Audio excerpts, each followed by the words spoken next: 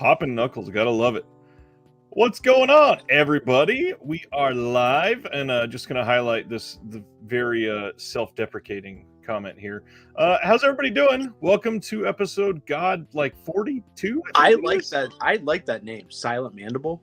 That's a cool name. Obviously, this is the time to talk about Jean-Luc Godard, one of Flip's famous favorite act. I'm just kidding. I can't even say. No, he literally is. Obviously, one of the greatest directors of French New Wave cinema. I remember watching Pierre LeFou for the first time when Criterion re-released it, and having such a deep emotional connection to that film. I can't even explain. That I ended up going back and watching everything that was available of his, and just he is one of the GOATs. Which thankfully is a lot. Thankfully, Godard has gotten a lot of representation on boutique releases. It's not even a joke to point out that there is a lot available, because there are some people that they literally went decades before they even got one film that was given respect, and Godard has been there for a long time, thankfully. He's awesome. He is the French GOAT. Probably the best French person that ever exists. Name another. I can't. There you go. What's going on, Antoine? Good to see you. Griff, my friend, hello. Sean, we were just talking about you before we went live. Good to see you, buddy. Love that guy. His wife joined in on the podcast tonight. Nice. And I was like, what's it like being married to Sean? And she was like, it's terrible. No, she was like, it's awesome. Speaking of things we just talked about, Hilton brought up the Radiance titles. We're probably going to talk about those a little bit tonight. We were just talking about it off air a little bit. What's going on, Josephine? And Sardis, buddy, hello. Josephine's my aunt's name. Oh, no, sorry, my cousin's name. Cousin Joseph. Hello. And then Food for Thought says, Godard was my favorite Star Trek captain. That does sound like a Star Trek name, actually. It really does. Did they do that on purpose? Is that a play on Godard? I would imagine it's not. Okay. It'd be really awkward if it was. How have you been? I have... It's been an odd week. I've had some random things come up that I've had to face a lot this week. First off, it's coming to the end of the fiscal year, and for a lot of people that watch, they probably know I work for the government, and that is always a stressful time. And we just got a brand new employee, and so I'm trying to train somebody brand new while also finishing up everything for the year, which in government speak is a lot, because our annual reviews, they average 11 pages in length, and you have to do one of those for every single person on your team, plus yourself, plus I have to write part of the review for my boss's boss. And yeah, it's just a lot when you work for the Dude, I'm so glad I don't have to deal with any of that shit. That sounds awful. Write a review for your dad every year. This motherfucker made me clean up after him. Dad, you're a dick. You're always high. Mom, you're a bitch. And you smell like olive oil. And I still need a raise. Yeah. Dude, what about yourself? I mean, so I don't know if you noticed, the last few episodes I've been kind of I fell out of love with movies for a month or two. I don't know what it was. Maybe I just got burnt out, needed to reset. But I don't know, fell back in love. So the problem with that is now, Ryan, is that I don't know what happened, but my head clicked that you two just look like the same person now. So I don't know if I'm gay. Well, I can help you confirm that. No, but I fell out of love with movies for a while, and then a couple weeks ago, I after the last episode, I sat down and watched something I'd never seen before.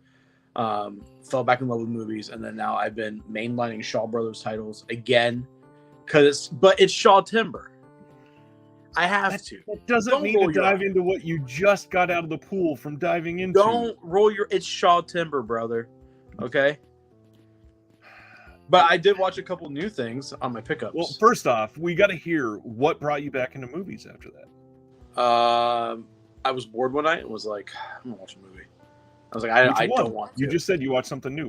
Carter. On Netflix. Okay. Sean and I talked about this on the podcast tonight. go in with an open mind, because Ice, if he's in here, Ice sent me a text because he was like breaking down what he doesn't like about this movie, and it's a lot of nitpicky stuff.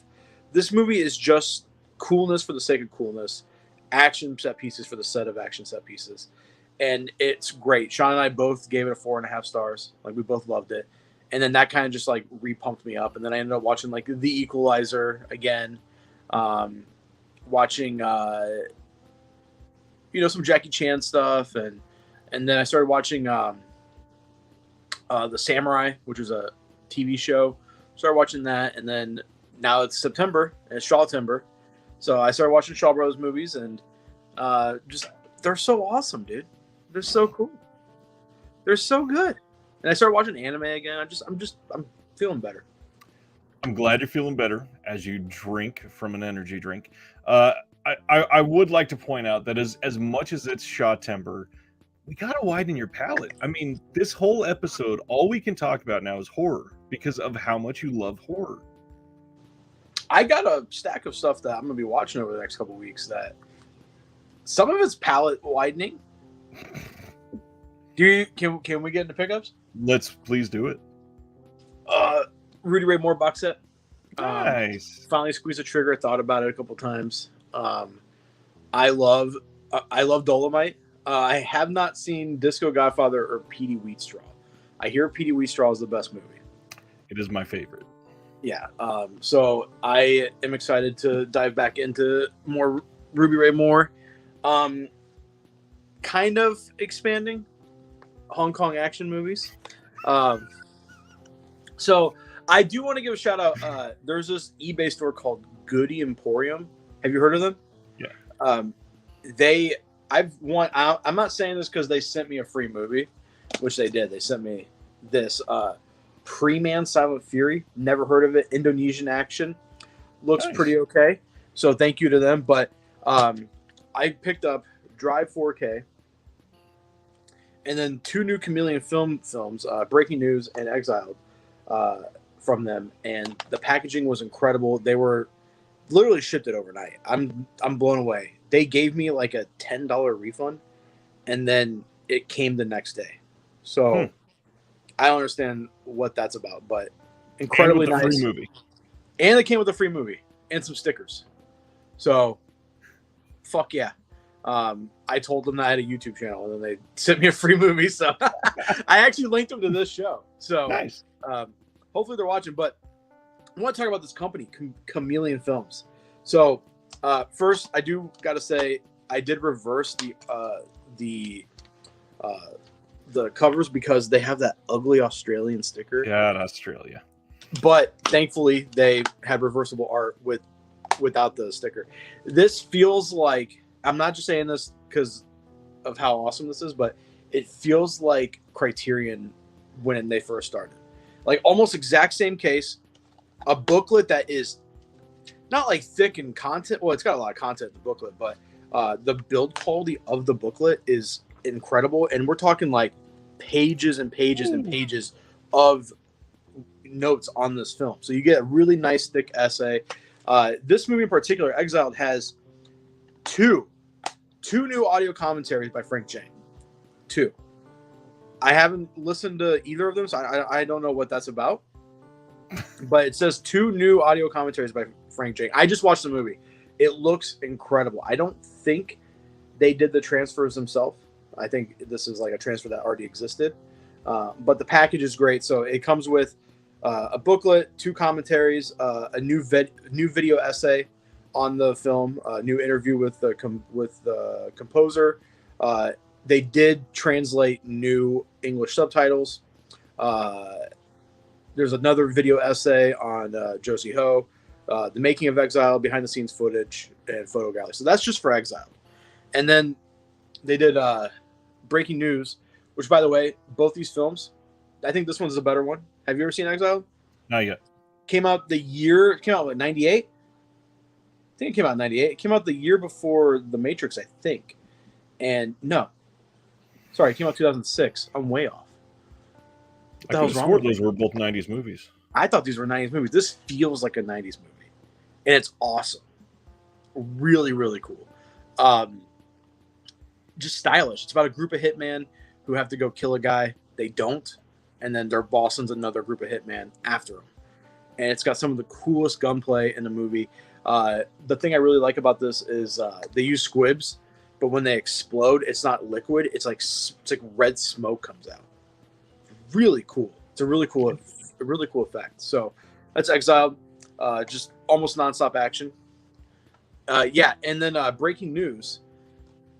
This movie has an insane gunfight at the very beginning, and then it's almost like a single location film. It gets kind of claustrophobic as the rest of it goes on. But again, a booklet, the same size, newly extended video essays, new commentary by Frank Jang, footage from the film festival in 2004, Q&A with Johnny To, newly unearthed interviews from Cannes 2004 with Johnny To, like just deleted scenes, really cool stuff.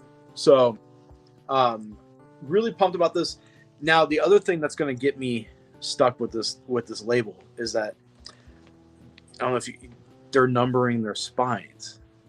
I didn't pick up number 2 because it didn't look like it was my cup of tea. It's like it was also put out by Third Window, so some people are going to have that one already. But now that I have these two, I'm going to have to get. And if this label keeps this quality, like for real, this is incredible quality. Like this is what we used to expect from the Criterion collection. It's great. So I'm pumped about that. Like I said, I got Drive. Haven't seen this yet. Wait, no, I did see this. Did I see this? That tells you about the quality of it right there. I don't know if I've seen this or not. Yes, Griff, that is right. Summertime. I think it's Summer Time Machine Blues, I think is what it's called. Yes. Looks too wacky for me. I'm not a wacky guy. I'm a real serious guy. I don't like wacky stuff. Picked this up. I'm not even going to try to pronounce that German name. This is a German media book with English subtitles. But when you Google the English translated name of this movie, the first thing that pops up is the Orbit DVD listing of this movie. I can't find any information on this movie. Zero. This is actually a really good kung fu martial arts wuxia film. Like it is a lot of fun. There's some screenshots right there. Nice. It's a lot of fun. So I would like to know because this isn't. Sorta says memory is the first thing that goes when you only watch one genre. I don't know who Sorta is. You got to admit that was a solid burn. That's a solid burn. That's good. That's good. But yes, super pumped about this. Nice. To have this. So now I have maybe 8 German media books, and they're all martial arts related, I think. And then I can't believe I got this. I don't know why I got this. Good Guys Wear Black. What the fuck? What am I doing? Yeah, what are you doing? What am I doing? This is a. What the fuck? All right, so that's that. Again, what am I doing? Lone Wolf McQuaid. This is actually a fun movie. I actually like this movie. David Carradine, Chuck Norris. Come on, it's good. It's fun. Shaft. That's a good movie. Great movie. Great movie, and it's got a bonus film on there too. Wait, it does? It's got the sequel. Shaft. Wait, really? Holy shit! Yeah, it doesn't have the third one, the Shaft in Africa, I think is what the third one is. That's cool though. That's dope. Sampo. Nice. Then we're pretty much just getting into Vinegar Syndrome stuff real quick. Buck and Preacher. I'll show that off real quick. It's a good movie. Hot Snake, Guns and Guts. Lone Wolf is pretty great. Lone Wolf. Have you watched either of those yet? These two, I watched Hot Snake. Are you happy with it? Yeah. Yeah. Why? I'm just curious because I haven't seen them yet. They're different. I mean, they're both Mexican westerns. Yeah. There's a different feel to it. It does feel like it belongs in the Vinegar Syndrome line, though. Like it does feel like that. So, but yeah, happy to have these. They don't put out too many westerns. No, So, so it's a good thing. yeah, it feels good. The Unknown Man of Shangri-Dor. Shandigor. Deaf Crocodile is easily my favorite sub-label of Vinegar Syndrome, hands down. What's yours? I feel like wait. Let me guess. Saturn's Core. No, gosh, no. Like Really? I love what they do, but man, it's really hard to nail down because it really kind of depends on mood. I love like 7 of them pretty much equally.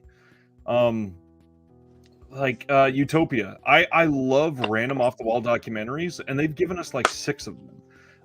And then there's Yellow Veil Pictures. I've loved pretty much everything they've put out, and it's all like thrillers, they're all modern thrillers too. That's the weirder part, because especially you and I tend to lean more like 80s, 70s, 60s films, and Yellow Veil has just killed it with pretty much everything. I also got Six Ring. Again, I had this before. I was like, all right, I kind of miss it. Fun City Editions. I forgot about them. Yeah, they're They incredible. are pretty good. I disagree that they're number 1. I think Deaf Croc. I just think, did they also do this too? Yeah, they're also doing the Russian films. They're just they're killing it, man. These are like, I really love the work that they do. I think they are. I think they're probably the only sub-label that I will try to collect everything that they put out, because I really do love. Well, they're putting stuff out fast. This is the first one. And that was what, November? And they're up to number 5 now. Somewhere around there. So yeah, they're cranking stuff out, and hopefully they're selling well, because they're. Did you back the Kickstarter? What Kickstarter? The Deaf Crocodile Kickstarter for the restoration. Yeah, well, it's closed now, but yeah, it's for an upcoming release that they're doing. Did they say what it was? Oh yeah, we got like samples from the film. We got the whole story behind it that they talked about at my interview with them. It's incredible. What's the movie? I can't remember the title of it right now. I'm pulling up their website. It is Solomon King. It is like a not really blaxploitation. It says it is the long lost, independently financed black urban crime action film from 1974 from Sal Watts, and it is set for restoration and re-release in 2022 from Deaf Crocodile. It was shot in Oakland in '73 with a cast of mostly non-professional actors, a stunning soul folk soundtrack, and incredible clothes from Watts' own Mr. Sal's fashion stores. And some of the stories behind it that they told, dude, incredible. It looks fantastic. Well, I'm excited for that. Got Whatever It Takes. Nice. And now this is where I spent a little too much. Picked up Champagne and Bullets. Did not like this. Not my thing. Will be selling this. This is not good. Nope. Really kind of mad I bought that. What drew you to buying Champagne and Bullets, especially when it was out of print? Martial law. Just forget the question. Got it. Oh, what made what drew you to getting Champagne and Bullets? Yeah. I was having a bad moment. Lapse of judgment. Clearly. But this is actually fun. I actually like this movie. I've only seen the first one. I haven't seen the second one yet. Fun. It's a steep drop in quality. Yes. I think this is probably one of the worst movies I've ever seen. But in a good way. This was used. Still came with the poster. So, again, lapse of judgment. A little too much. Should not have gotten this. Not worth what I paid. So, but yeah, I like VSAs. I have grown cold with them over the last handful of months for sure. But you're just not a Billy Blanks fan. You know what I mean? Like you're not a. But that's the problem. I still see the merit in releasing them. I just think they should have been released as a 3-pack instead of having people spend $30 on each one. I do agree with you on that. I do. What are they putting out? What's the next VSA that's announced? The one for this month? Yeah, isn't it like it's an action movie with Red Sun Rising. Yeah, with Donnie the Dragon Wilson. Yeah. Yep. Excited for that. Decent artwork again. All their artwork's good. Yeah. But you see, here's the thing: is like I went from not having any Vinegar Syndrome to them putting out like Beastmaster and Six String, and me being like, "Oh shit, this is cool," and then me picking up all the dumb action movies that they're putting out, and then every once in a while, one of them or their partner labels, like Deadlock was a spaghetti western technically, and then we get this, so like they're putting out westerns every once in a while, and then Deaf Crocodile is killing it. So as long as that stuff, like the quality continue, and now they're putting out Hong Kong stuff, which is making it difficult for me to be like, do I get the 88 version or do I get the Vinegar Syndrome? Speaking of, Dragon is here. What's going on? He says, what is your speculation on the hyper-violent Hong Kong movie that they have coming out? Did they announce that? It's one of like the teasers coming in the rest of the year. Ooh. Do you have any speculation? I don't. I'm really hoping it's something like Bullet in the Head from 1990. That's not hyper-violent, though. And I don't think that would fit Vinegar Syndrome, though. Well, that's a more reserved film for them. That's a Criterion film.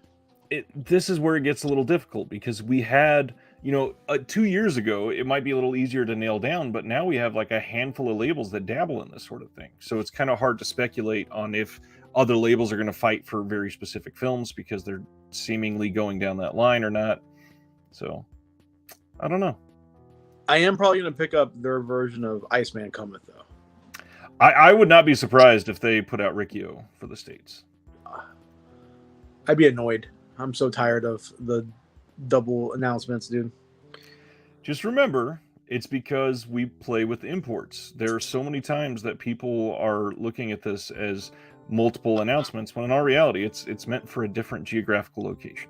I don't judge anyone based on anything like race, sexuality, religion, geographical location. If you don't have a fucking region-free player in 2022 and you collect Blu-rays, you're a nuts. Like, what are you doing? And I agree with that sentiment. However, we got to realize, like 88 Films and Vinegar Syndrome, they are free to release the same film in multiple territories, and it's not necessarily double dipping. It's fine, but I think I'm going to start leaning towards Vinegar Syndrome on the Hong Kong stuff, just because I think it's available quicker. Like Righting Wrongs is available now. Iceman Cometh comes out before the 88 version, so I do like the artwork on Vinegar Syndrome more. The big question too is how many are they going to put out, because they have not done many. This will still be less than 5 total. So it's I think 3. Ebola, Righting Wrongs, Iceman Cometh, and then this hyper violent one. So it's not like there's a genuine competition or anything yet. Ricky O might actually be the choice. That's a good Dragon's pretty smart, because that's the only movie I can think of that is hyper violent and pretty noteworthy. Unless it's like a category 3 thing. Well, I mean, it's Hong Kong, so I would assume it would be category 3.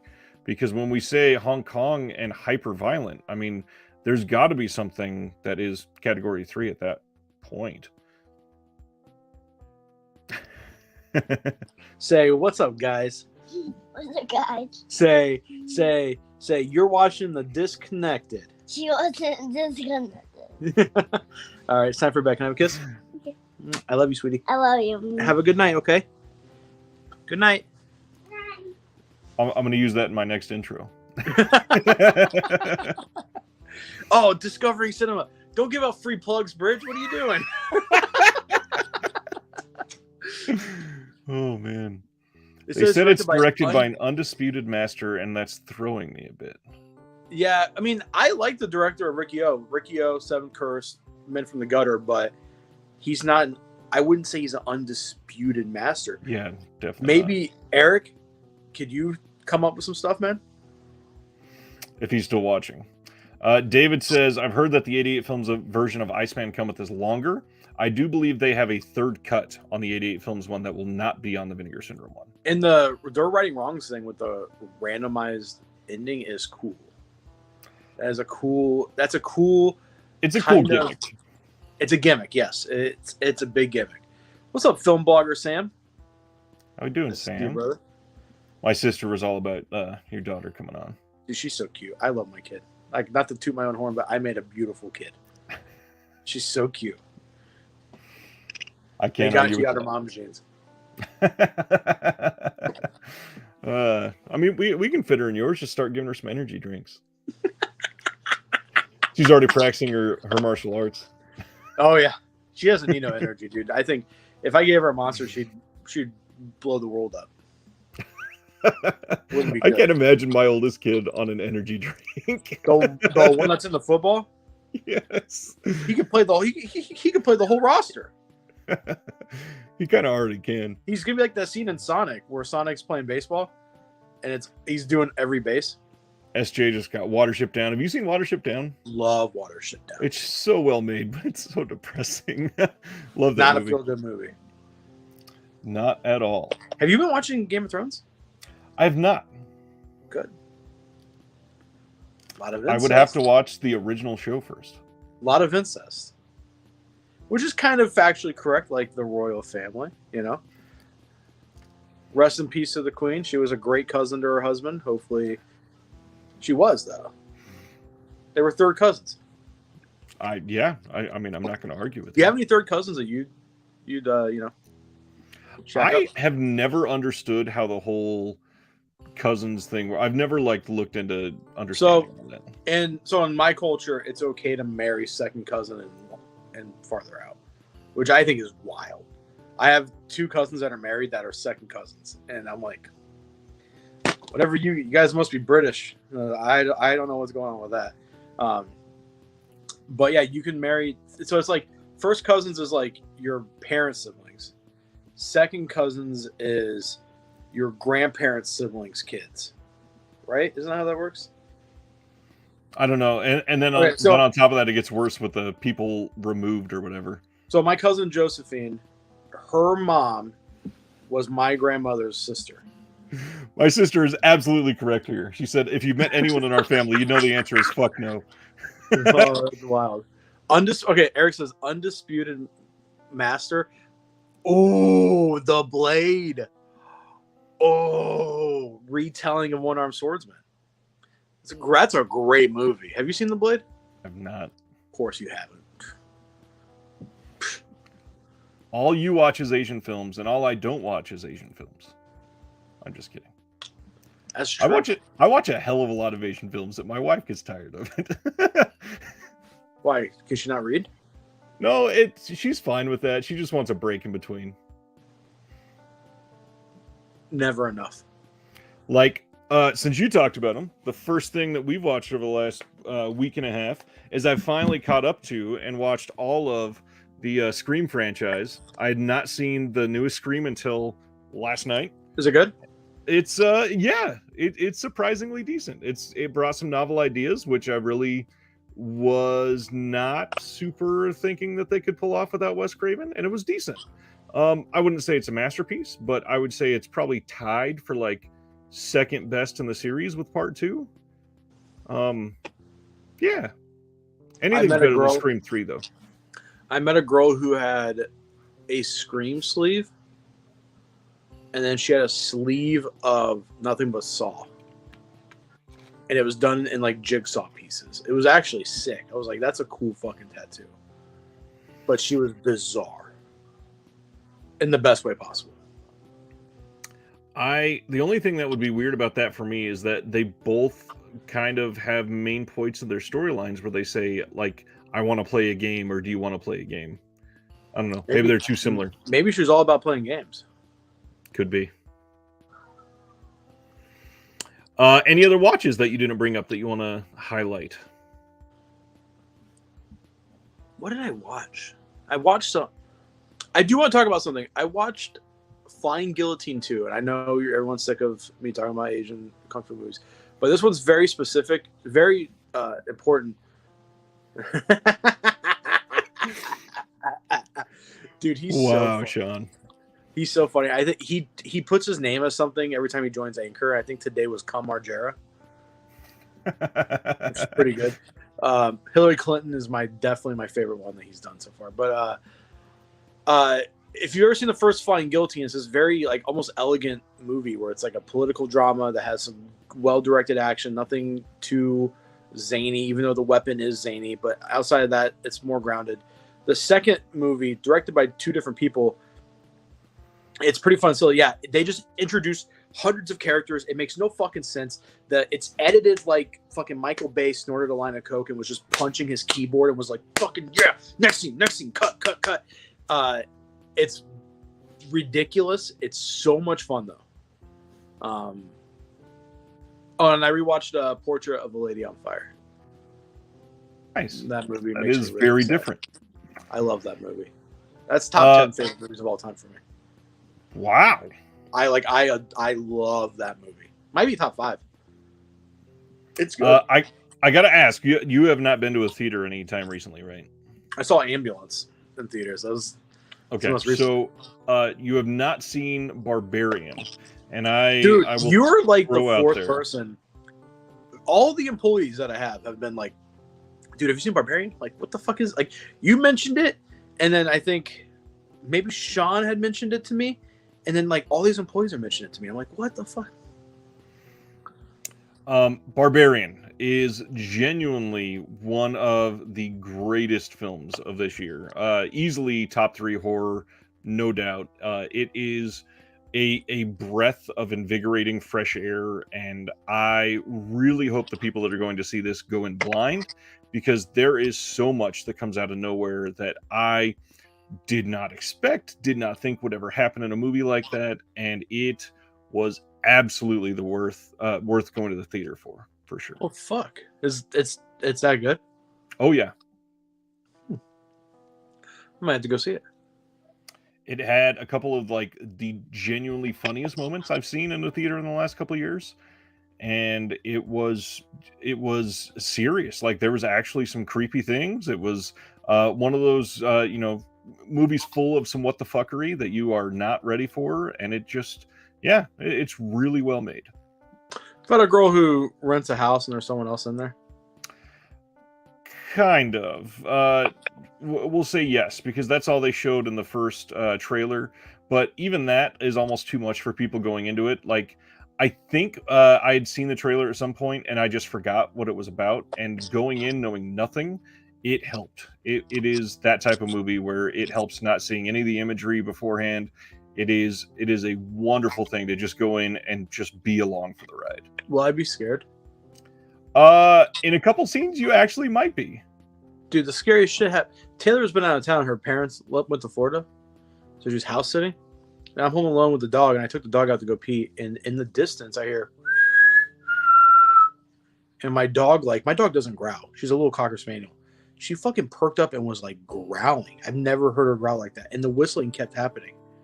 I was like, what the fuck is going on? I'm a pussy. So I ran inside and locked the doors, went into the bedroom, locked the bedroom door, had my baseball bat ready to go. It was scared, dude. I'm a huge scaredy cat. I only really watched 2 other things. I watched that Things to Do in Denver When You're Dead. Great movie. It's fun. I think it's far inferior to a lot of the other crime films of the 90s, but it was unique for sure. I like that but movie. The other one, which is really going to be hard to talk about without sound like I'm just shilling for my own channel, but Kat Ellinger was coming on my channel to have an interview discussion, and she was on last week, and to prepare for that, I watched her documentary that she just wrote and directed and edited and produced and everything for an upcoming physical release, and it was on Jean Roland. It was a documentary, and it was just such a really wonderful dive into a director that we don't get to hear much about, because a lot of his stuff was just suppressed for a long time and people just never paid attention to him. So it was nice to dive in, see everything from beginning to end.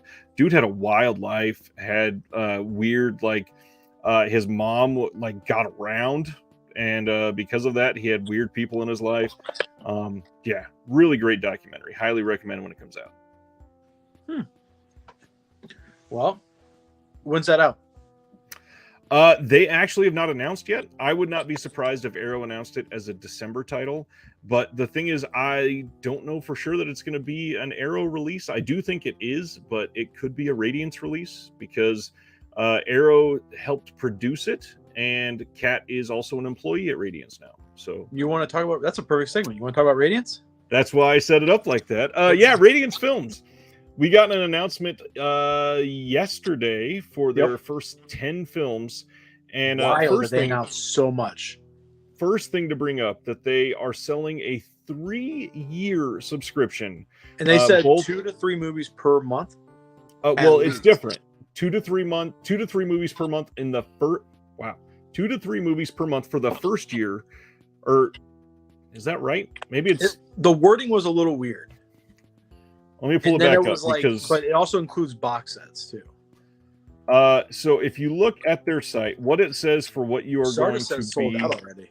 Yeah, the one in the UK is. I'm not sure about the US one. That one just went up today. Is the same titles for the US?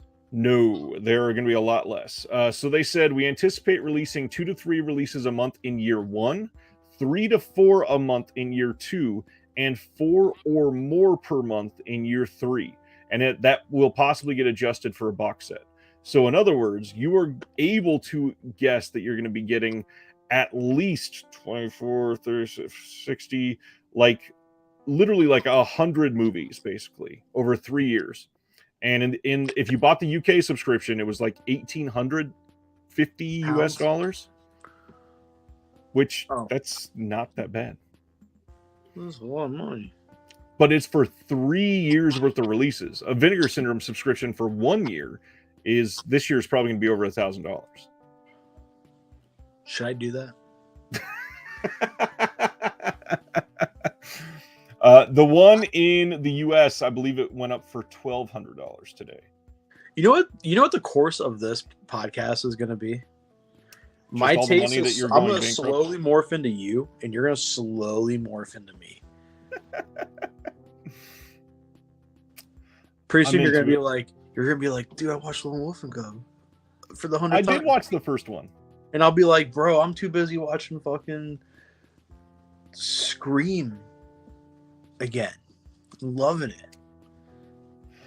So back to Radiance. What do you think of their slate? Because for me, honestly, there was nothing that made me go like, hell yeah, this is an incredible announcement slate. The big thing for me, I had not heard of many of these, so it was cool on the film discovery side, but nothing that made me go, good Lord, I have to have this. Scroll down a little bit. There's one called The Working Class. The Working Class Goes to Heaven. That's a great film. So I'm excited for Working Class Goes to Heaven. I'm excited for Big Time Gambling Boss. When does that come out? Big Time Gambling Boss, I believe, is one of their first titles, and then this one, I don't think it has an availability. I like the look of their. Is that gonna be like a? Oh, there it is. This is one of the first ones too. What's the date on that? January 2nd. January 2nd. Oh yeah, the fucking Europe does shit weird. I like the look of their cover. What is that going to be on the side? Just like the. Well, the thing is, they are calling it removable OBI strip, leaving packaging free of certificates and markings. So when you take this thing off the side, it will look like this. So it'll be nice and clean afterwards. Wow, it took people that long to come up with that. You know what I mean? That's a great idea. That's fucking genius. Yeah. And it's because of the people that they got behind it. I mean, Fran is really going to be putting the work in to do some great stuff. Obviously, he did great stuff, pioneering stuff at Arrow, and I guarantee that a lot of that he learned is going to be poured into this. There's a lot of great people on board. You got Tom Mess, Kat Ellinger. Some of the classics are doing like liner notes and commentaries on some of these other releases. It's going to be a pretty remarkable label. I'm blown away. I'm pumped. It's exciting. It's very exciting. I mean, it's nice we get new labels, right? We got Air 4444. We got Chameleon. They announced a handful of titles, maybe 1 a year, 2 a year. But to have a label that has a plan behind the scenes set for 3 years worth of titles is fucking insane. That's awesome. So, artists, these are the UK titles. US is only going to be getting a few of these 10 specifically. It's only like 2 or 3. Wow. In fact, I think think we can bring up the Radiance titles here.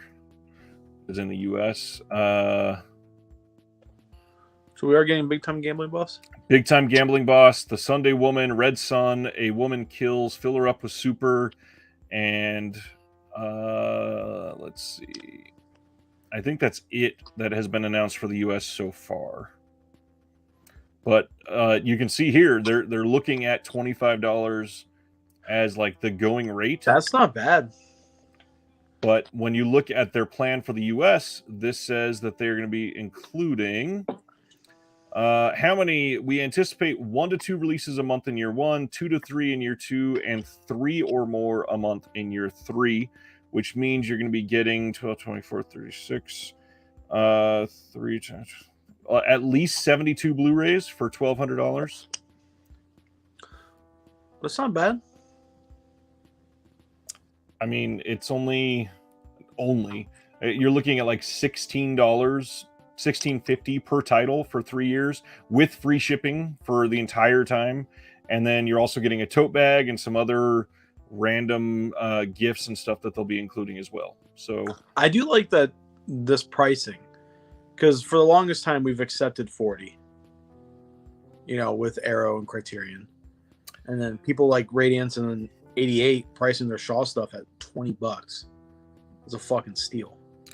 I agree, but the Criterion 40, that's the MSRP. Nobody ever pays that, and those pretty much everybody always pays 20 for Criterion until you start talking about 4K, and those are 25 for just a standard release.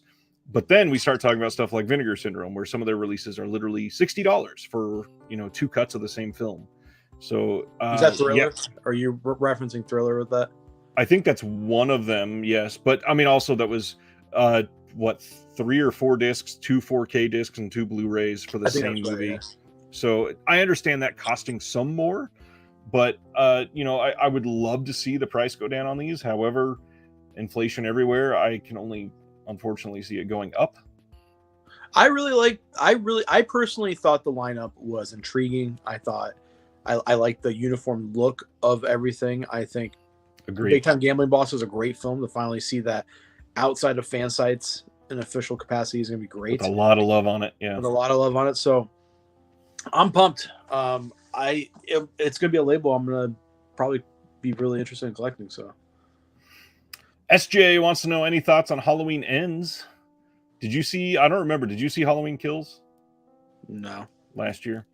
So I really enjoyed Halloween 2018. I thought it was literally one of the best of the entire franchise. Halloween Kills had some really good kills. I think that it was an odd transitional film, but when you announce a trilogy and the last one is called Ends, the second film is pretty much only going to be able to be a transitional film. That's kind of hard to not feel like that. I'm genuinely excited. I will happily go see it. I got really upset that they hurt firemen, so I just didn't see it. It should needs to be canceled. We need to respect our firemen and our cops. Sorta says 1-year installments would make it more desirable. I agree, but also, and there's no way to say this without sounding like a shield for another company. This is the second time I've said that during this now, but unfortunately, for a brand new company, I also can feel good about if I were to able to be affording it, because I can't. If I could support Radiance with $1,200 as basically like a startup investment for them to get, the movement on the label for acquisitions and all that other stuff. Yeah. What's a label that you would love if they put out a subscription service? Mondo Macabro. Okay. I was going to say Deaf Crocodile. Do they have anything announced? Soft announced, yes. I mean, obviously we know about Solomon King. You don't have their animation title yet, do you? No.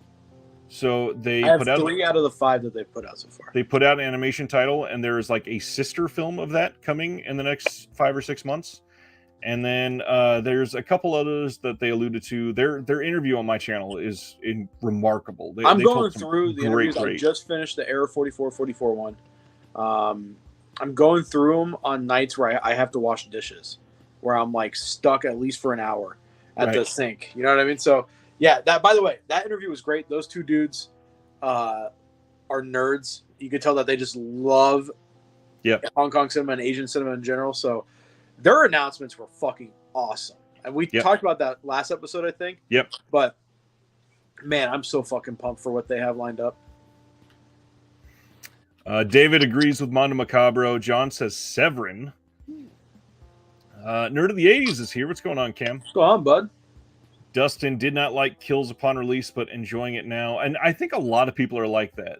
I think they expected something different. But then also, there's some really cheesy stuff in Kills. Like the whole Evil Dies Tonight thing. We did not need it repeated 94 times. But, I get it. Artist with the puns. That makes the videos kitchen sink films. Hell yeah. By the way, guys, I mean, you're mostly 99% of you are here for Ryan. Ryan's channel is fucking awesome. It's true. But Ryan's channel is my favorite channel on YouTube. So. Well, I appreciate that. It was Andrew Tate, but he got banned, so now it's Ryan. Got a really great conversation with Fanatical Dragon. I'm hoping for another one. That's a great episode, too. Who knew he was so beautiful? He's amazing, right? Awesome. I could stare into those eyes forever. I could, dude. For real, though, no offense, Ryan. Perfect man. Fanatical Dragon. Perfect taste in movies. Beautiful eyes. That nice accent. I was about to say it's because I don't have the wonderful accent. Great tattoos. Scolder says Second Sight or Indicator. I would honestly agree with both of those for the most part. Indicator is so damn consistent. So consistent. Yeah, I almost picked up that Robin Hood set. I was like, man, that fucking looks cool. Here's John shilling for me for Flip. He has a lovely and fun Discord. John, what was your opinion on Sean's hot takes? I want to hear what John has to say about Sean's hot takes. Cam is going to be commenting now. Cam, yes. Give me your opinions on Sean's hot takes. He said something today on our podcast that made me go, huh?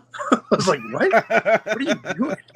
I love him though. Second Sight is so ridiculously high quality. If Chameleon, I would love Chameleon, dude.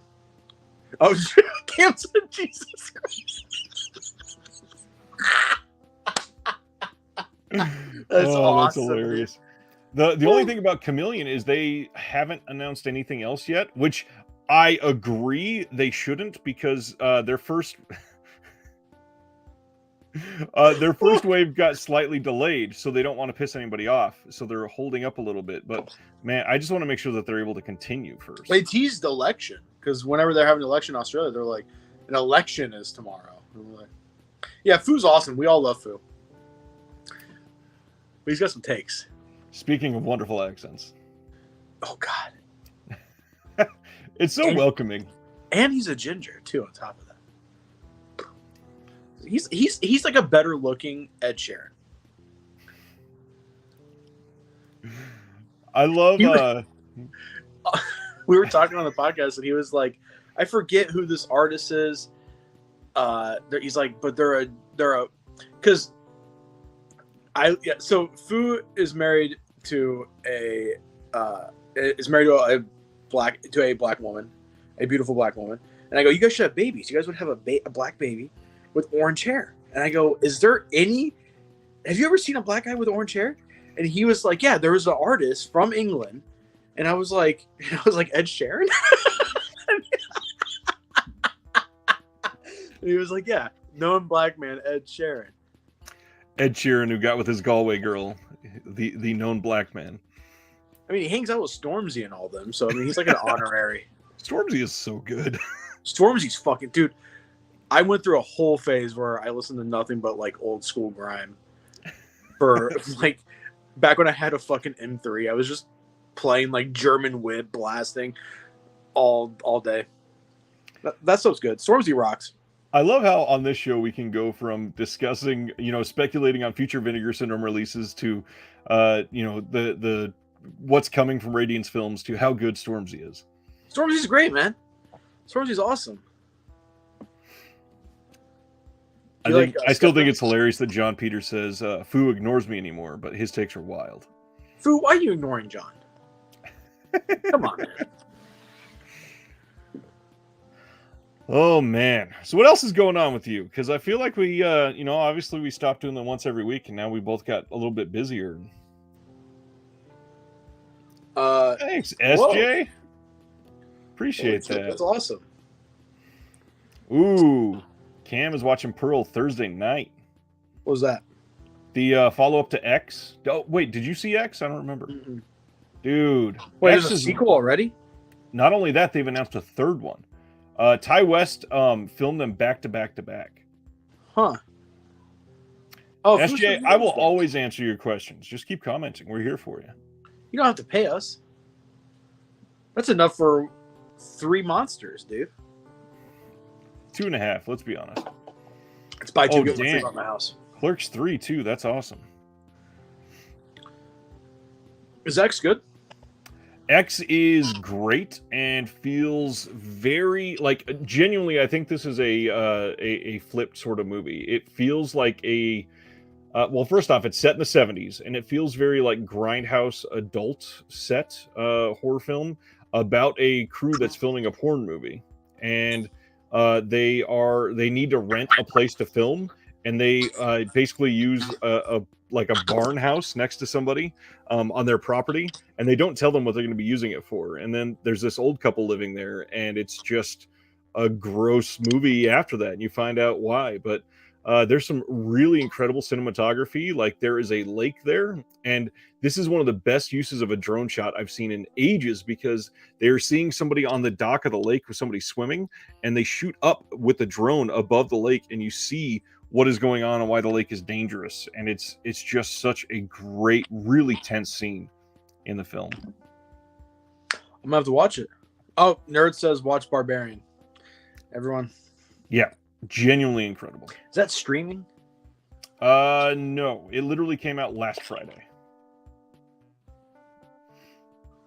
But yes, you definitely got to see X. And then what they're doing is one of the main stars in X.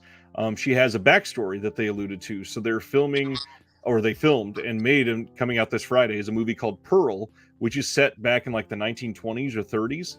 And then another character from the film is going to get a whole film set in 1985 in LA. And they're all tied together with these characters. And it's just such a beautiful, wonderful idea. Really think that you would love them. Okay. That sounds interesting. And Dragon says, am I going to pick up Blind Fury? Maybe. I'm on the fence. I've got the Mill Creek release of that. Kino doesn't really put that many special features, so I don't think it would be worth it. I believe they ported over everything from the Mill Creek release, which had a couple small things. But, I mean, the whole narrative about Kino not putting stuff on there, it's really not true anymore. It is true. Don't you? On specific releases, yes. 2019 and before, sure. Nowadays, not really. Can you pull up a picture of Mia Goth? I can't picture her in my head. I will try. John's saying she's kind of hot. Nerd saying, hey. Let me find a good picture. She doesn't photograph well. Me either. All right. So this is her. And obviously this is for a fashion shoot. So I'm not going to be able to say this is 100% accurate, but this is easily the best picture of her on Google Images. All right, give me like regular Mia Goth. Sure. This is going to be so different compared to that. We're just going to look at the entire thing. Yeah, let's just do that. So she was married to Shia LaBeouf. Okay. But like this awful picture doesn't really capture her well. You know what? This is her from X. Okay. Not my thing.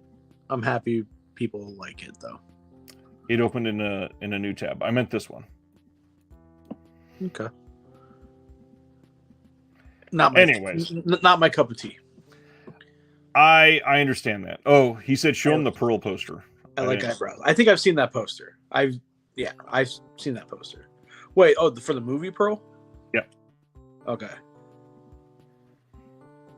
I am pulling it up. All right, here we go. This is wonderful TV as I'm searching for something. And then, of course...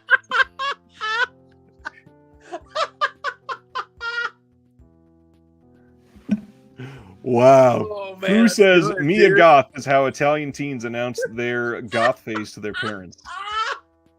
Mia Goth. That's cool. That's a cool poster, but it's painted. It is a... What do you mean it's painted? It's not real. That's not a photograph, is it? I mean, no, but that is very accurate to what she looks like in the movie. Man, Ty West goes from not putting anything out to just fucking working on a trilogy. Yes, and one of the things that really pisses me off is he wanted to film this on 16 millimeter, but because of the pandemic and the budget, they couldn't pull it off. And it was filmed on digital, but he gave it this filmic look, and I can only imagine if he was able to do it, dude, it would have looked so much better. I'm gonna have to try. I'm gonna have to check it out because everyone's hyped on it. Yeah, X is great. I was late on that one, and it's fantastic. Barbarian, you should genuinely go see in the theater. X gonna give it to you. I really hope Barbarian's streaming because I don't know if I can go to the theater. It's not streaming yet. It'll probably be VOD in like 2 or 3 weeks. I'll watch it at home with the wife. Unfortunately, I see it kind of having a sharp drop-off, although it was really surprising, and I'm really stoked on it. It was #1 in the country this last weekend. Holy shit. Yeah. Wow. For a movie like that didn't really have like major bankable stars on the poster or anything like that, it is a really purely word of mouth. Yeah, for the most part. Oh, dang it. That's the one I was trying to think of when I was talking to Cam earlier. Thank you. Thank you, Eric. Terrifier 2 is next month. That's the clown, right? Yeah, Art the Clown. And I didn't love the first one, but the second one looks like it has an actual plot line, and I'm pretty stoked on that. I'm stoked too. The first Art the Clown was basically, hey, look how gross this character is. I actually like Terrifier. I think it was an interesting introduction to the character, but that's all it felt like. It was like a prologue to a really depraved story. I actually fucked with Terrifier. That was a cool movie. Was a fun one. Had that bone tomahawk scene. John says Terrifier rules. Horror always rules the box office too. That's one of the things. It makes so much money, especially compared to the budgets.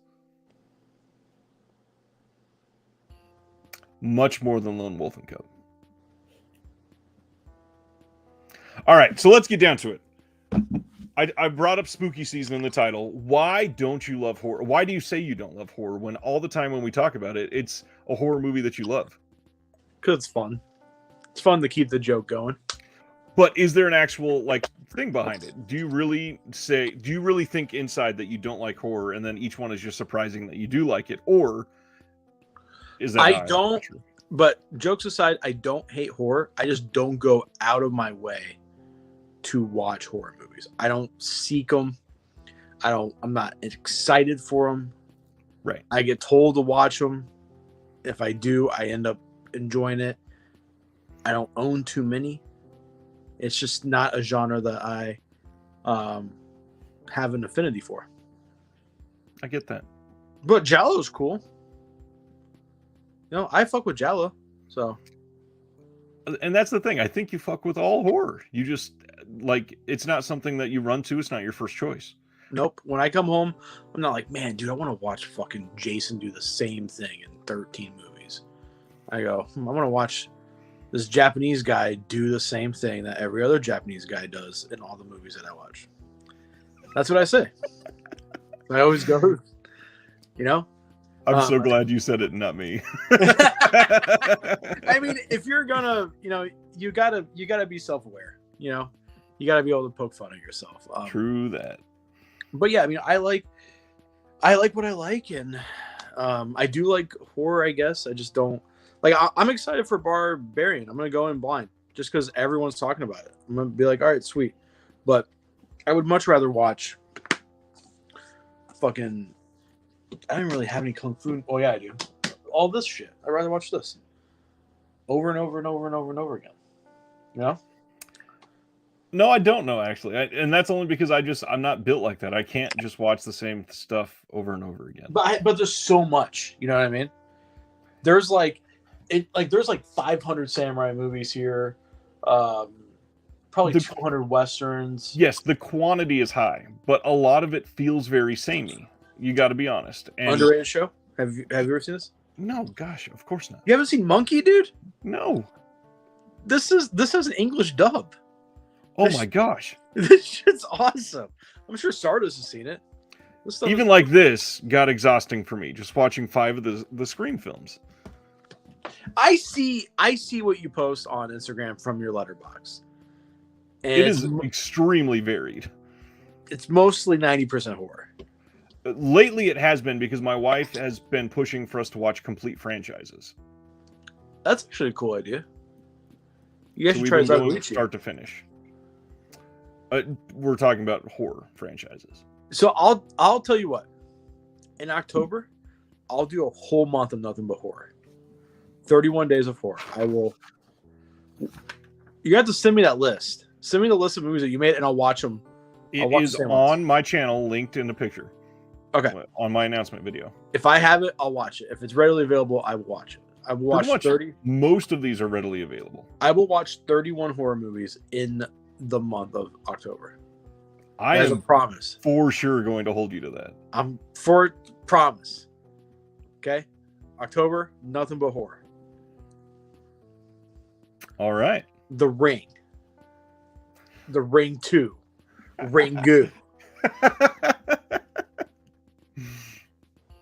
Fuck. What's another? Hey, it's the monkeys. Ju-on. Ju-on. Ju-on 2. I've got multiple Asian horror films on this list. I've got Noroi the Curse. I've got Gonjiam Haunted Asylum. I've got that's it. Oh no, I got Thirst. Boxer's Omen. That might be it. Oh no, I put Encounters of the Spooky Kind on here. I'm making my wife watch that. That's not a horror movie. That's a silly movie. It is literally under horror comedy on purpose. Okay, I'll give you that.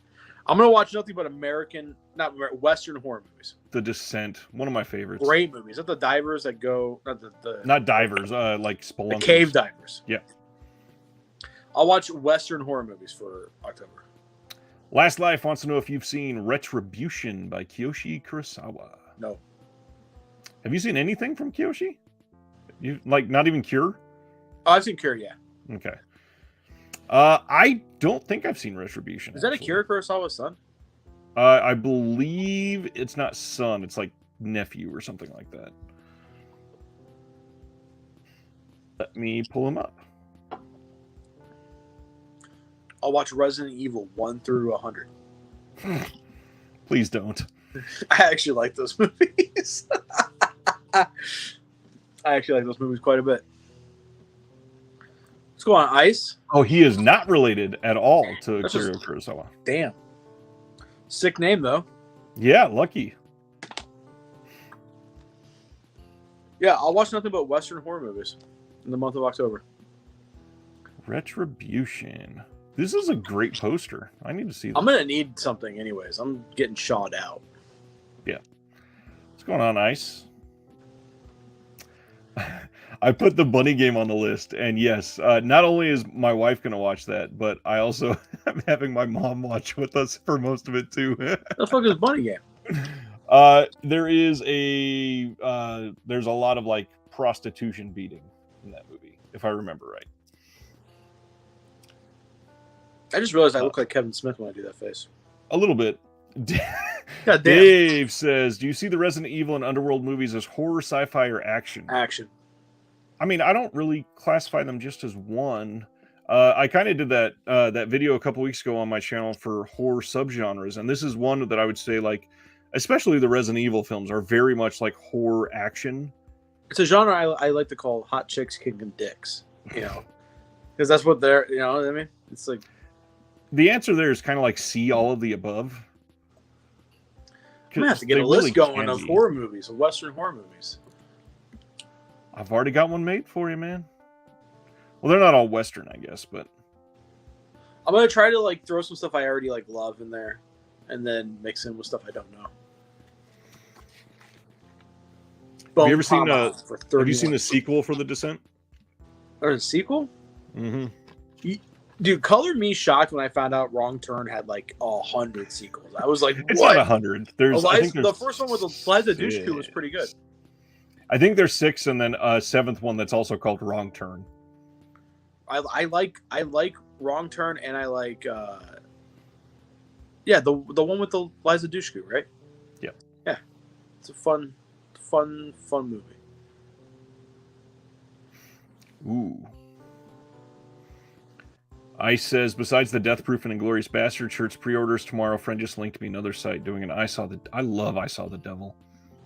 Whoa, that's a good movie, man. That's a great movie. I almost put that on for my wife last night, and I was like, I need to rewatch that. She would like that. I need to rewatch Audition. I haven't seen Audition in like 5 or 6 years. I will say Audition, for me on multiple rewatches, does not hold up as well. That's just me, though. I think any specific reason? I think that's the perfect example of a first-time watch because the twist and the shock is so fucking good the first time you see it. It loses its luster as you watch it more and more.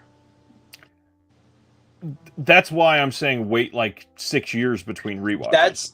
That's a movie. Like there are a few movies that I think the twist is only good for one time. You know what I mean? I would agree with that.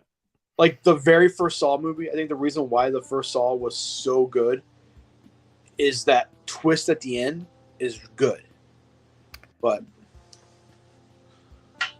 I think every Saw movie is good. I'm looking at some movies that might be horror related. Nice. Sardis watched Audition for the first time this year. He liked it. It's a good movie. It's just bizarre that that's the movie that got Mike huge, in my opinion. It just hit at the right time. You don't think Ichi would count as that? I think Ichi's after. I think Ichi came after. I feel like Ichi hit before Audition hit, though. Hit in the States? No, not like arrived. I'm saying like it was an actual hit for people. Like it got a fan base first. Yeah. Ugh. I feel like Audition has been one that people discovered more so than just, hey, this just came out and this is awesome. Would you consider Ichi a horror movie? Speaking of Ichi, here's a movie called Ichi, but it's not about. It's about a blind swordswoman. I feel like I would call it like a horror action film. Okay. Sam wants to know. I think we talked about this before. Have you seen DOA by Takashi Miike? Yes, I have. It's one of Flip's favorites. Mr. Vampire. This counts. Let's go on the pod. I haven't seen this in a while. Since last year. Yeah, longer. I think I have not watched this Blu-ray. I think I've seen it before I got the Blu-ray and then just never watched it. Scolders bringing up Curse of the Undead as an actual horror Western film, not just Western horror. No, I want to watch like fucking horror. I want to watch like slasher films I've never seen before. Brain Drill. Fucking I don't know. Stuff like The Descent. The Descent is... I've seen that, though. No, I'm saying stuff like that. Stuff like that, yeah. Yeah.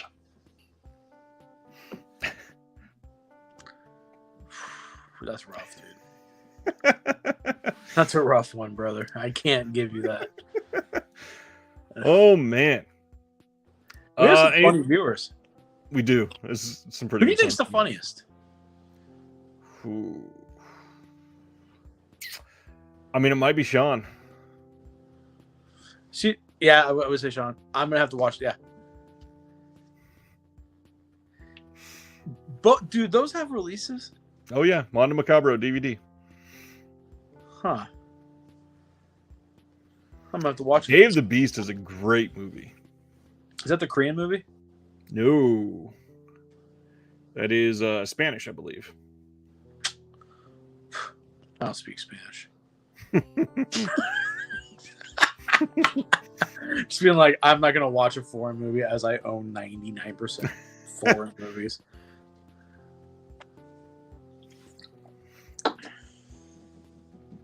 Yeah, I mean, I'm gonna make a list. I'm gonna sit down. Ooh, I mean, a perfect resource would just be the Arrow player. There's so many horror movies on there. I'll also throw out one that nobody ever talks about anymore. Kino Cult. KinoCult.com. They have got their free streaming service, and it's great. Like, Really? they've got Bava titles on there. They've got some really good stuff. This is such a nice looking box set, dude. It really is.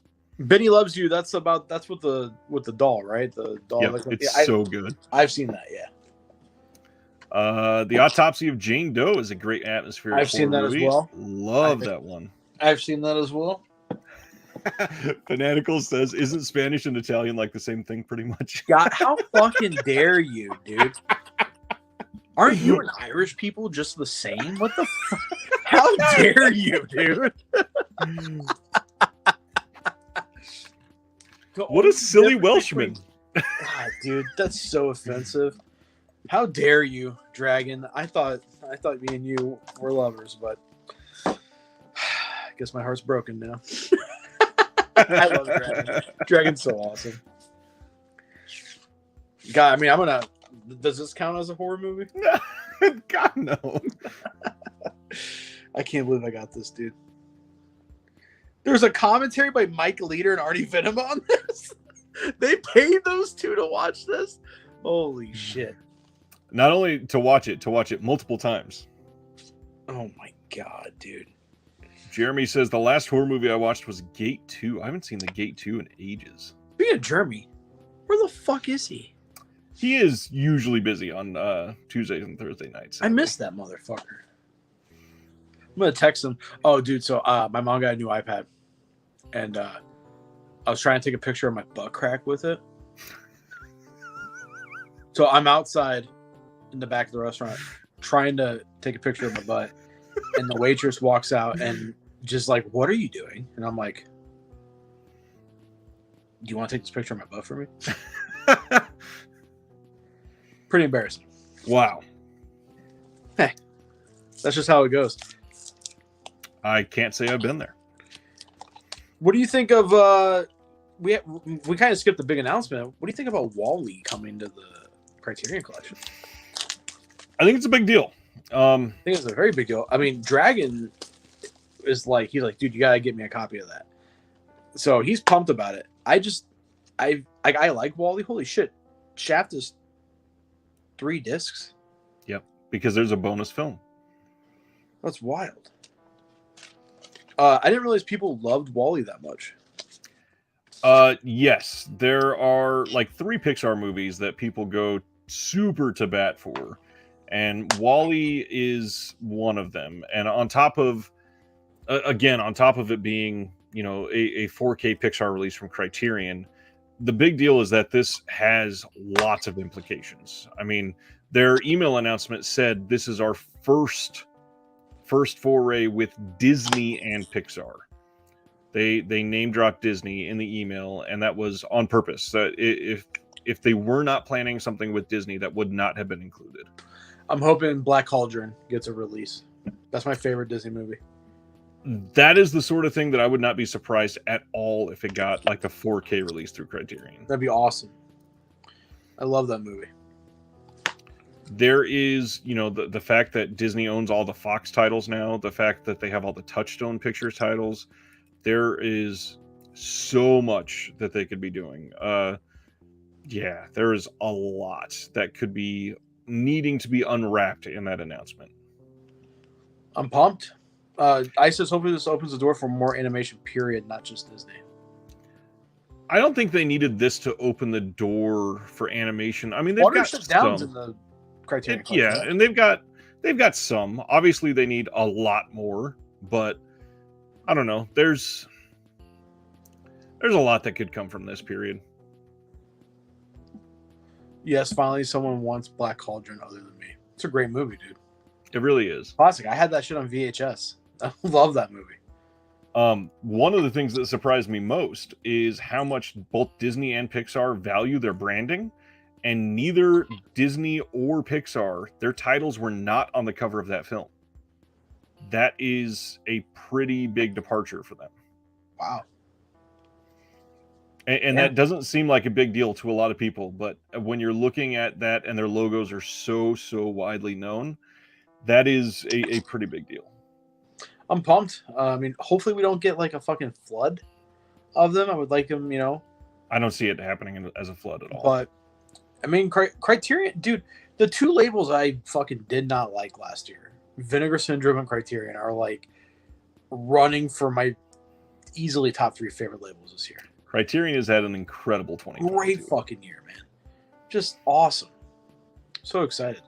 We got the Infernal Affairs trilogy in November, which was the what is that Martin Scorsese film? The Departed? Yeah.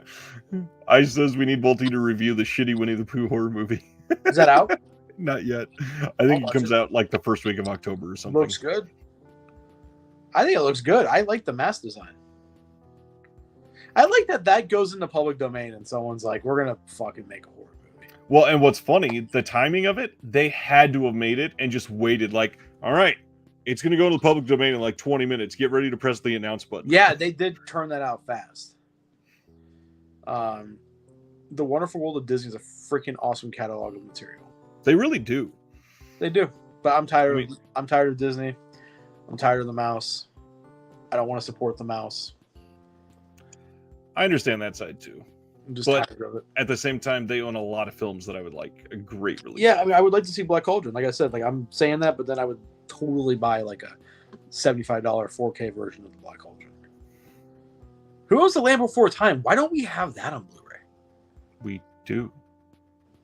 The Land, all the Land Before Time films? I think there's a collection with like the first 11. There's 11 of those movies? No, I think there's like 16. You know the girl who played Ducky, her dad murdered her? Yes. Jacob's Ladder? Ooh.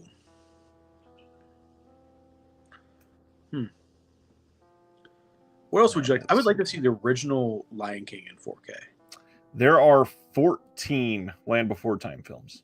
Holy shit. Number 11 is called Invasion of the Tiny Sauruses. I used to love those movies, man. Those were good movies.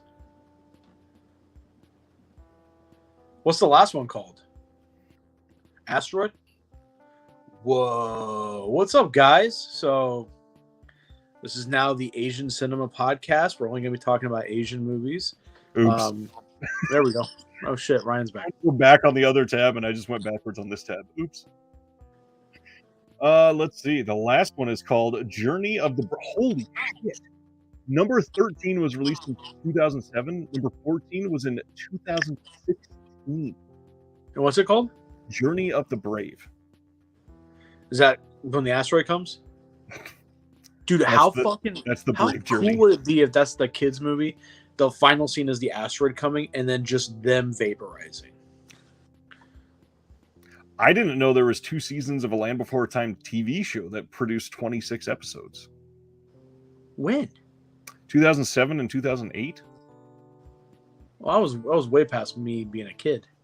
It was made for Cartoon Network? What the hell?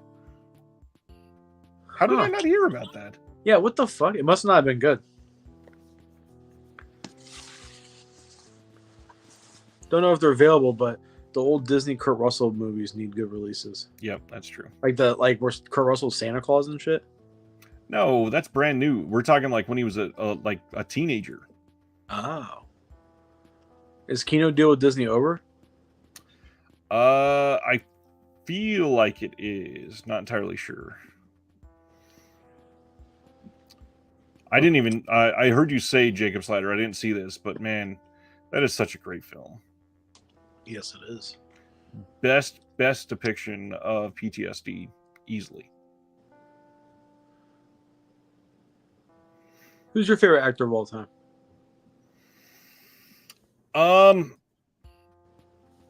This is a hard question, and I have stated on a couple times that I think my answer might be Toni Collette. And I think that might be the case. I'm about to say De Niro. Yeah. He's all right. That was a good try. I don't know. It's really hard to pick something like favorite actor because there's so many different things between actors and what they do and what they're able to pull off. Yes, guys, we did talk about Radiance. We talked about Radiance for like a good 20 minutes. We're all stoked. I'm more stoked than Ryan, it seems. I'm stoked on the label itself. I just want I want some more enticing films. But I love the discovery aspect still. I want more Yakuza movies. Come on. We need to get Fran on the show. On this show. Not your fucking channel. Never mind then. We need to get him on this show. So I want to pick his brain. Fran is very busy right now. I can only imagine. He just announced 3 years worth of titles. No, that's like the first few months. I do have what's going on, Jason? I love you, man. I do have red in my beard. Same with my pubes. Carpet matches the drapes. He says his favorite is Daniel Day-Lewis, which that imprint box set with Daniel Day-Lewis recently, that is a great box set. Wait, they did a box set of Daniel Day-Lewis? It's technically not a Daniel Day-Lewis box set, but he's in all the films. Let me pull it up for you. That's cool. Is it the neo-noir one? No, it's the Irish the Irish box set. Okay. Yeah. I love Daniel Day-Lewis. Love me some Danny D. Damn it. I look at imprint so often on Orbit that when I tried to go to the imprint website, it brought up the Orbit website.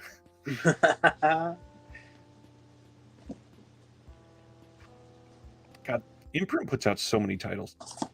Yeah, they do. It's fucking insane. I mean, this box set just came out, and it's on their 3rd page of titles.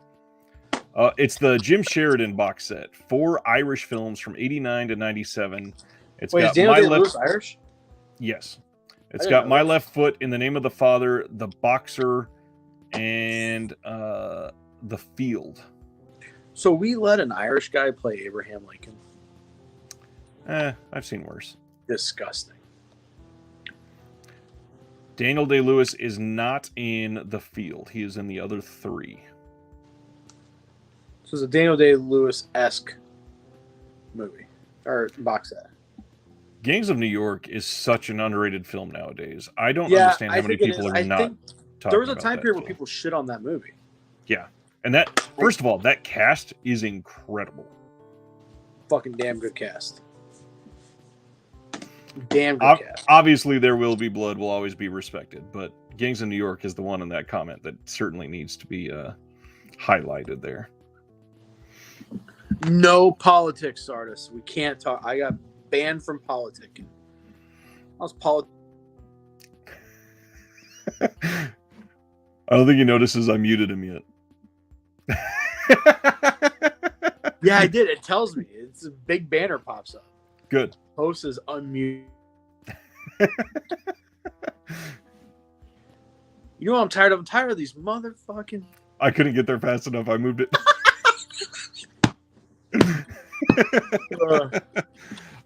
Anything else you want to hit tonight before we close? Probably my wife later. Hey!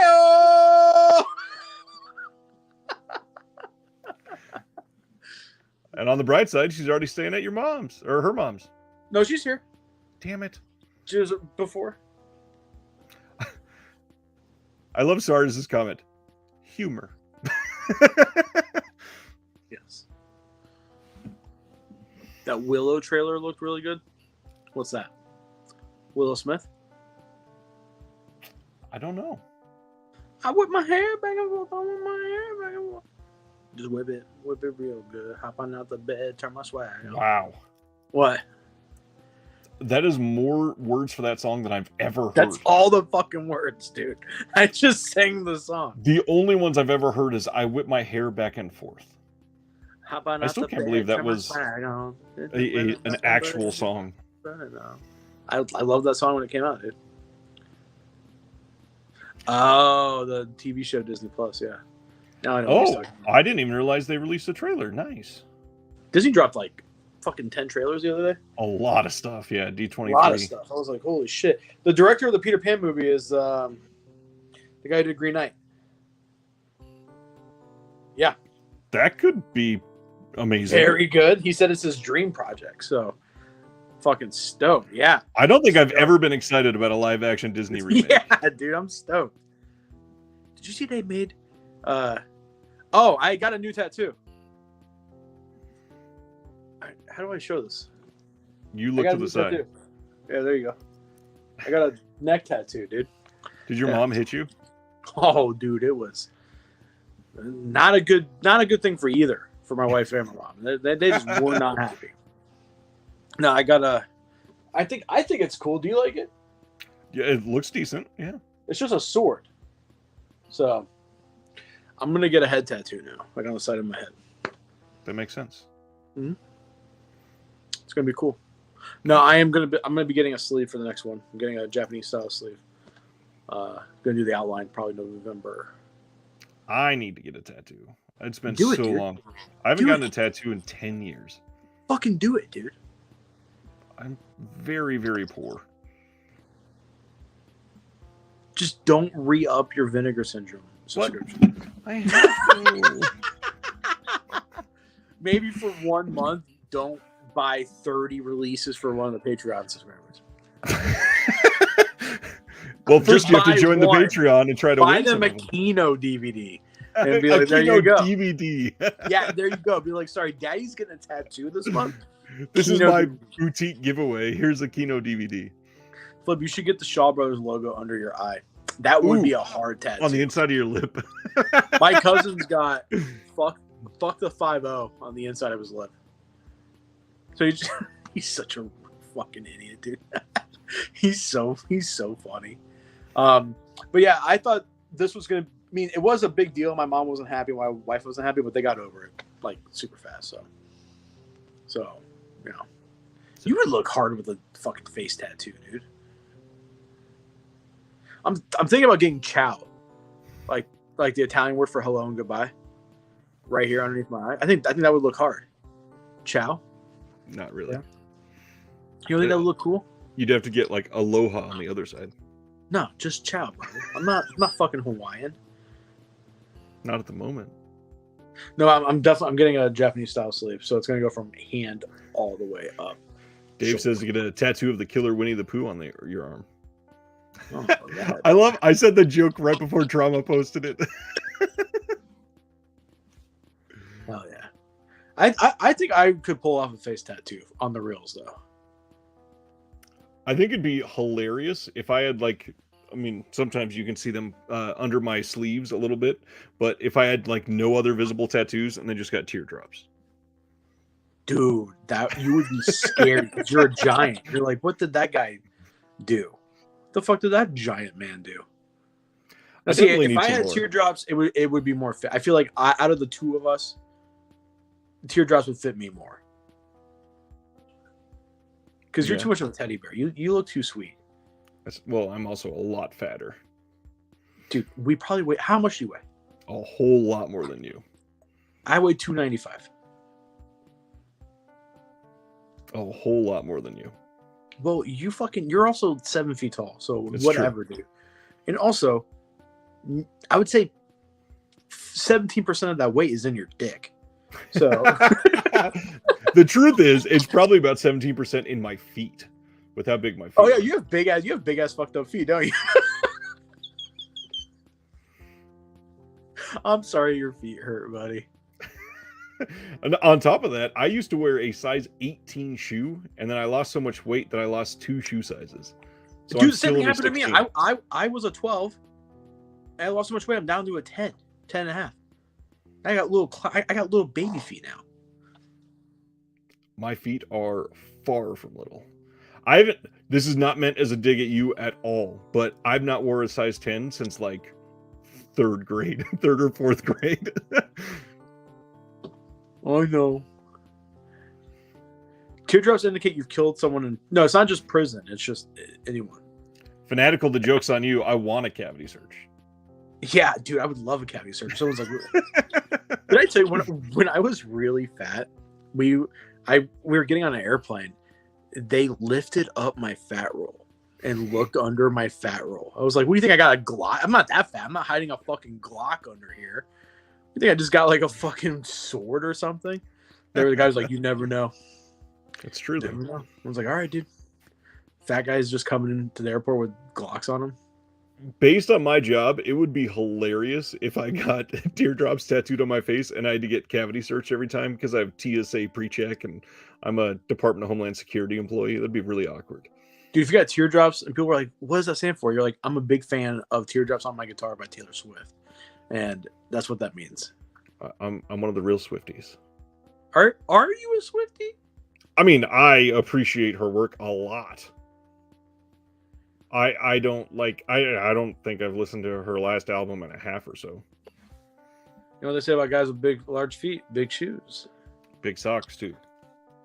Something that rhymes with socks. You have got to be packing, dude. You've got to have a fucking gyro size song, dude. Like a big old fucking gyro. You know what I'm talking about? Oh man. Wow. Have you ever had Wiener Schnitzel? Yes. I've never had it. Are we talking about the fast food or the actual German food? The fast food, not the cock. I've had the fast food, yes. It used to be in California when I was younger a lot. Like there was a lot of them.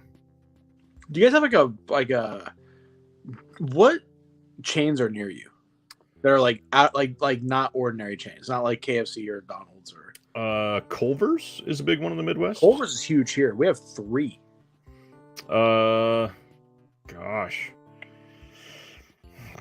We have a local franchise called Hawaiian Brothers. They've got like 7 locations around here. They're all based around here. Really good stuff. Like classic Hawaiian, like the macaroni pasta, the rice, really good teriyaki chicken. We have Got to talk about this one. What's your favorite Argento? I know you've watched. John and I talked about this on the podcast today, actually. Yeah. Probably Deep Red. And that you have still not seen Opera, right? No. So Opera is my favorite, and most people do not appreciate Opera like that. I am dying to get an Opera 4K. I will watch it next month. Yes. It had, man, I know we've talked about this before, but the famous iconic imagery from that, where it's somebody with the little pins under their eyes, dude. It is such a terrifying thing to think about. Yeah. Is Jollibee the Filipino fast food restaurant? That sounds right. I think it's like sort of that looks Hawaiian. fucking good. Yeah. Filipino food is great. Besides the balut, they're out of their fucking mind with that shit. Phenomena is really good. We gotta get Inferno on 4K soon as well. I'm imagining that will come from Arrow soon. I'm sure Arrow's just gonna go down the list. Well, they haven't been able to get the rights to a lot of his other films. Like they never did Suspiria. That's a huge title. I almost think Synapse has worldwide exclusive on Suspiria. Do they really? I mean, I imagine that anybody else would have released it by now if they didn't, because that was their first 4K and that came out. That's a great 4K disc. Yeah. What's your favorite fast food burger? Just burger. Favorite fast food burger? It's a great question. Sonic is underrated. Fresh Sonic, cooked properly, is certainly underrated. I think if Five Guys seasoned their burgers a little better, that would be top of the heap for me. I've only had Five Guys. I've only had like Five Guys once. It just wasn't. It was all right. Do you guys have a Meatheads over there? Not at all. Meatheads must be local then. It's good. You can get like I get like avocado, bacon, egg, fucking blue cheese crumbles on my burger. It's so good. Nice. Ice says Don said he also has 8K rights to Suspiria. Yeah, I mean that wouldn't surprise me at all. Like the upcoming release of somebody remind me in the comments, the Mondo Macabro release that's coming out at or the Dr. Caligari that they're coming out. They have exclusive worldwide release rights on the film on every format and streaming forever, I believe. Damn. So yeah, there are some titles like that they just have a working relationship with either the rights holders or with the creators, and they are just able to really grab onto them. So yeah. Dragon says In-N-Out and Fatburger. I've never had Fatburger. I've had Fatburger like once.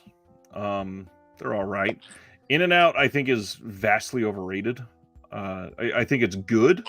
In-N-Out certainly has some of the shittiest fries in the world, though. Do you have Shake Shack near you? We just got our first one, and it's good, but God, is it overpriced. I love Chick-fil-A. Spicy chicken sandwiches. Don't eat at Chick-fil-A. I can't help it, dude. I don't care if they hate the gays. That spicy chicken sandwich is fucking bomb, dude. It's so good. Oh, with just pickle? I don't like pickles. I'm not like a pickle guy. Pickles. But on a chicken sandwich, you best believe your bottom dollar I'm gonna fucking eat that shit. I will say I also still think Hardee's is underrated when it's cooked properly. Hardee's is underrated. Just the ones here just suck ass. You know, I think I got just a roast beef plain with horseradish from Arby's is good. Ooh, Jason says Chick-fil-A is probably the best fast food ever. Their milkshakes are the best. I haven't had a milkshake, but I had their coffee frosty. Ooh, you best believe your bottom dollar. That's good. Chick-fil-A. I'm gonna start saying old timey sayings. What's another one? I got nothing. I don't know why I just completely blanked. This is a rootin' tootin' good time. Wow. For a movie like that, that's perfect. Just start reviewing movies just like that. Just be like, I don't think I've ever eaten at Checkers or Rallies or whatever the two places are called. Steak and Shake, hot fries, best fries. I don't know that I've ever had Steak and Shake. Yo, we gotta go to Steak and Shake together. I don't think we have one. Have I told you the Steak and Shake story? I don't think so. Is it? I had a friend. We had yeah. We had two friends we used to play League of Legends with all the time, and one was from Norway, one was from England. They both came here, and we introduced them to Steak and Shake, and they thought it was the greatest thing that they've ever tasted. So for 2 weeks, all they did was walk over, because our hotel was across the street. They would walk over in the morning and just eat Steak and Shake every day.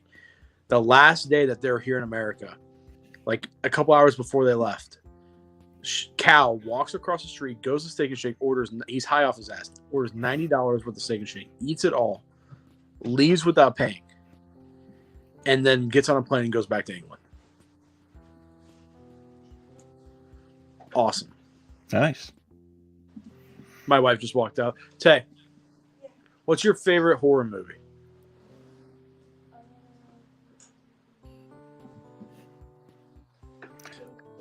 What's your favorite who has the best burger? Fast food burger, yeah. Fast food burger, Sonic? Ooh, my wife said Sonic. I love that I try to hear her better, and I leaned into the microphone for some reason. You're like, and yeah, I'm wearing AirPods. Hey, who's the sexiest guy alive? Me? Fuck yeah, baby. That's too bad she's not untrustworthy.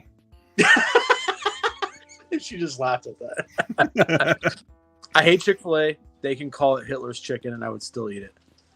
I love Chick-fil-A. Oh, Taylor just goes, they hurt my stomach because we had it yesterday. I have, this is going to be to my own horn, but hopefully my sister and everybody else can back this up. I have made similar to Chick-fil-A food at home, and it's so much better than Chick-fil-A. Well, I'm coming over, dude. Make me I a will hot want spicy mine chicken sandwich. always. Spicy chicken sandwich. And then me and your sons are going to down some Monster, and we're going to go play football in the backyard. Okay? I'm on it. Let's do it. That would be fun as fuck. Did you watch the football the other night? I watched the Chiefs game because my kid made me watch it. Dude, Patrick Mahomes was on fire that game. He is so good that nobody is talking about him this week, and he just casually got 5 touchdowns. No big deal. Yeah. What I love was that last year people were like, oh, he's not as good as he was. And then the first game out, him and was it the Bills? That game was fucking amazing. Yep. Those two. Woo. Nashville, is Nashville hot chicken a chain? No, it is a style of chicken. It's got the hot oil sauce on top of it. And I can't remember, Jake, did I make that for you? That's a friend I've known for like almost 20 years. I'm sorry, Jake. I think I made it for Jake, and it's so damn good. I had, last time we were in Nashville, I had chicken and waffles for the first time. Oh my gosh. Dude, mind-blowing. You remember that place we went to in Nashville when we got married? And it had the chicken and waffles? Remember, I was like, "Oh my god, this is incredible!" You.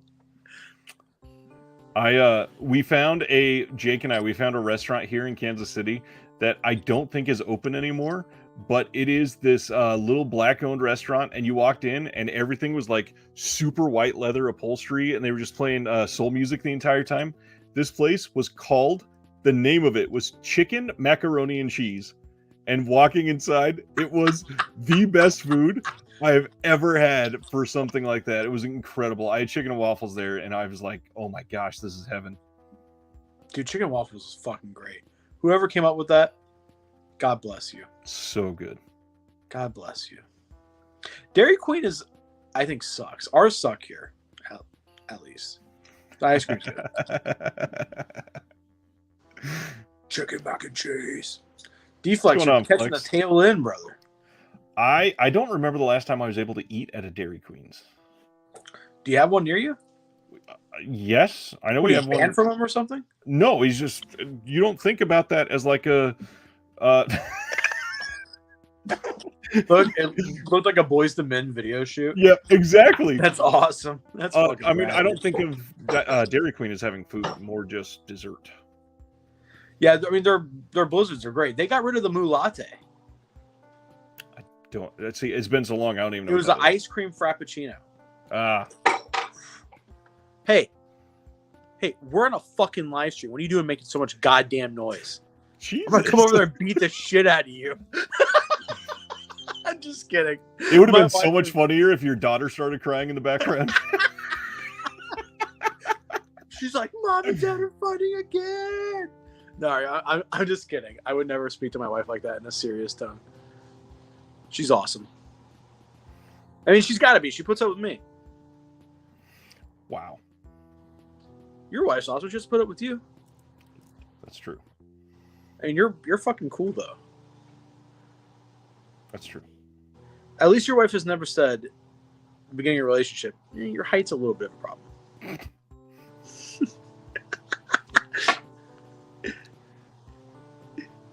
It's because he's like 6'7". How tall are you? 6'5". Don't look at me like I got that super wrong. I was off by 2 inches. Are you kidding me? I was gonna say that's what Taylor said about you.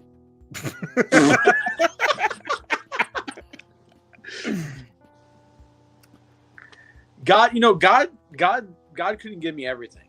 You know what I mean? Like he gave me this personality. He gave me these looks. If he gave me height, I would take over the world. Did you watch the Werewolf by Night trailer? What the fuck is that? It is one of the Disney things that they announced, and it was shot in black and white, and it looks surprisingly great. I'll have to check that out. Like live action? Yeah, I believe so.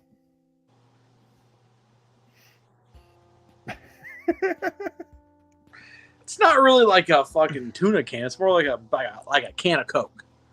You know what I mean?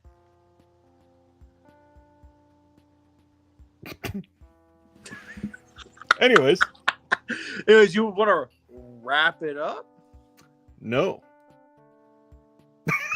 Sure. Hey, everybody. Thanks for watching. Hope you have a wonderful couple of weeks. We'll be back. God, next thing will be the end of September. Yeah, and I'll be starting my journey of watching. Hey, babe, by the way, October, we're watching 31 horror movies, okay? Watching nothing but horror movies. No? Okay, she's not in. I guess I'm doing it. Can't wait. All right, we'll talk to you guys later. See ya.